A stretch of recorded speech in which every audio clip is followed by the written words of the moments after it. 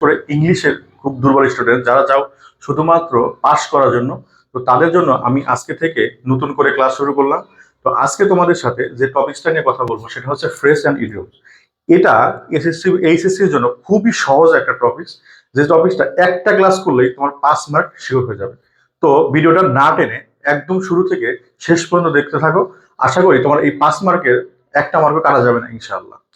ঠিক আছে, শুরু করি তাহলে।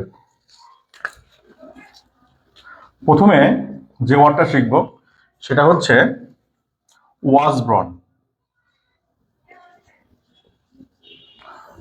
ওয়াজ ব্রন, সরি, ওয়াজ ব্রন অথবা ইজ ব্রন।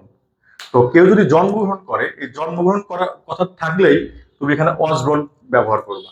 ওয়াজ ব্রন মানে জন্মগ্রহণ করা, ওয়াজ ব্রন মানে জন্মগ্রহণ করা।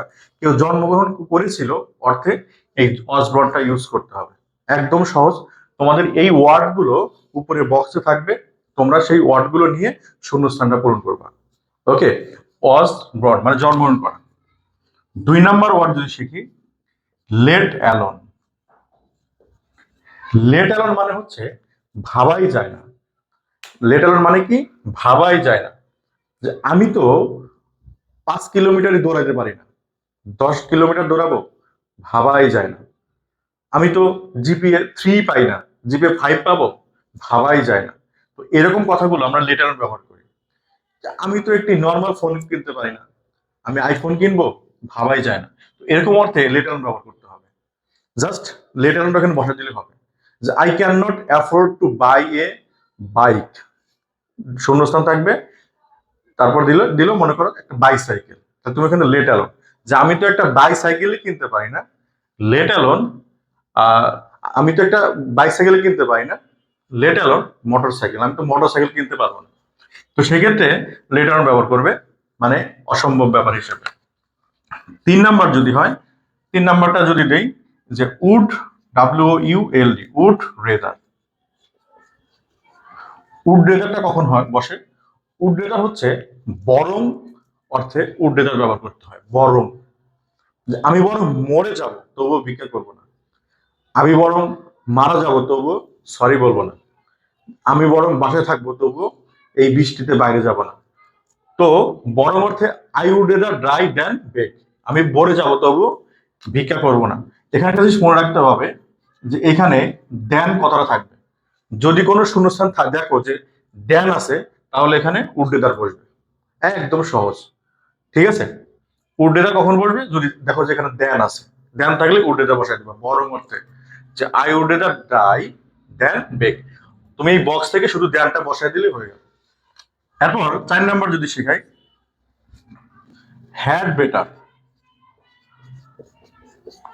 হ্যাড বেটার মানে এটা করাই ভালো, তো তোমার এই যাওয়াই ভালো, তোমার বাসায় থাকাই ভালো, তোমার লেখাপড়া করাই ভালো, তোমার এই ভিডিওটা দেখাই ভালো।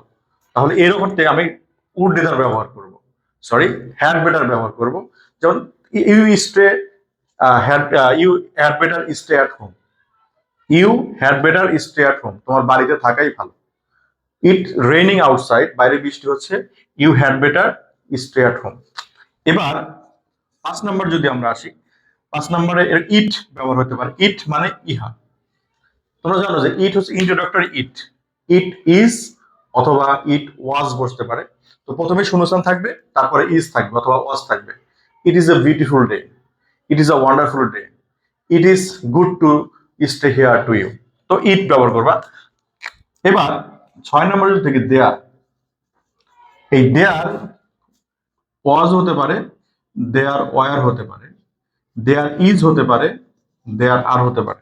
তো দেয়ারের পরে যদি একটা থাকে তাহলে দেয়ার ইজ বসে, আর একাধিক থাকলে দেয়ার ওয়াজ বসে। একটা ছিল দেয়ার ওয়াজ, আর একাধিক ছিল দেয়ার ওয়ার। যেমন যদি বলি আমাদের গ্রামে একটি পুকুর আছে, তাহলে there is a pond in our village, মানে আছে কথাটা থাকলে তুমি এই দেয়ার ব্যবহার করবে। জাস্ট এই দেয়ারটা থাকবে শূন্যস্থানের বক্সের মধ্যে, তুমি বক্স থেকে শূন্যস্থানে সুন্দর করে ফিল আপ করে দিলে হয়ে গেল দেয়ার। দেয়ার ইজ অথবা দেয়ার আর, এটা থাকবে, তুমি জাস্ট দেয়ার বসায় দিবে। এবার আসো what's like, what does look like. এখানে একটা জিনিস খেয়াল রাখবা যে একদম সহজ, দুইটা শূন্যস্থান থাকলেই, মনে করো তোমার ইয়ার মধ্যে প্রশ্নের মধ্যে দুইটা শূন্যস্থানের একটা বাক্য দিল, তাহলে মনে করো হর্স লাইক অথবা হট ডাস লুক লাইক এইটা বসবে। এখন কখন তুমি কোনটা বসাবো, দুইটা শূন্যস্থান।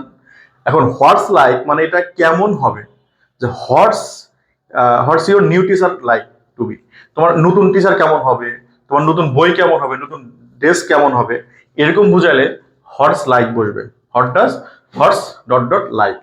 আর যদি হোয়াট ডাস লুক লাইক মানে তোমার এই ডাইনোসর দেখতে কেমন, এরোপ্লেন দেখতে কেমন, জিরাফ দেখতে কেমন, কোনো কোনো কিছু দেখতে কেমন, এরকম বুঝালে what does look like বসাবা।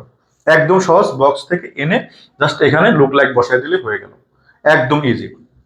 What if, what if মানে হচ্ছে কেমন হবে যদি, কেমন হবে যদি আমি ইংলিশে ফেল করি, কেমন হবে যদি আমি ক্লাসটা মিস করি, কেমন হবে যদি ফ্যানটা মাথার উপর ভেঙে পড়ে।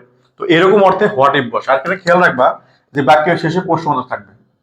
তো প্রশ্ন থাকলেই তুমি এই চারটে বাক্যে সবগুলোই প্রশ্নবোধক থাকে বাক্যের মধ্যে। হোয়াট ইফ কেমন হবে যদি আমি ক্লাসটা মিস করি, কেমন হবে যদি আমি পরীক্ষায় ফেল করি, কেমন হবে যদি সে ক্লাসটা মিস করে, এরকম অর্থে কেমন হবে যদি। Would you like, would you mind, would you mind হচ্ছে, উড ইউ মাইন্ড এই অর্থে ব্যবহৃত হয় যে যদি কিছু মনে না করেন, আপনি যদি কিছু মনে না করেন, উড ইউ মাইন্ড। এখানে একটা জিনিস খেয়াল রাখবা যে এইটুক তো শূন্যস্থান থাকবে, এরপরে দেখবা ভার্বের সাথে প্রথমেই ভার্বের সাথে আইএনজি যোগ করা আছে। যদি শূন্যস্থান আছে, ভার্বের সাথে আইএনজি আর শেষে প্রশ্নবোধক চিহ্ন আছে, কোনো কথা নাই, বসায় দিতে হবে উড ইউ মাইন্ড, একদম ইজি। এখানে শূন্যস্থান আছে, এখানে ভার্বের আইএনজি, শেষে প্রশ্নবোধক চিহ্ন, বুঝে নিবা যেখানে উড ইউ মাইন্ড বসবে। উড ইউ মাইন্ড যদি কিছু মনে রাখ, would you mind opening the door please, would you mind giving me your pen please, would you mind opening the window please, would you mind closing the door. মানে যদি আপনি যদি কিছু মনে না করেন, সে অর্থে উড ইউ মাইন্ড ভার্বের সাথে আইএনজি বসবে। ঠিক আছে, আজকে এই পর্যন্ত। এটার নেক্সট একটা ক্লাস অবশ্যই প্র্যাকটিস সহ দেখাবো, সে পর্যন্ত তোমরা অবশ্যই ওয়েট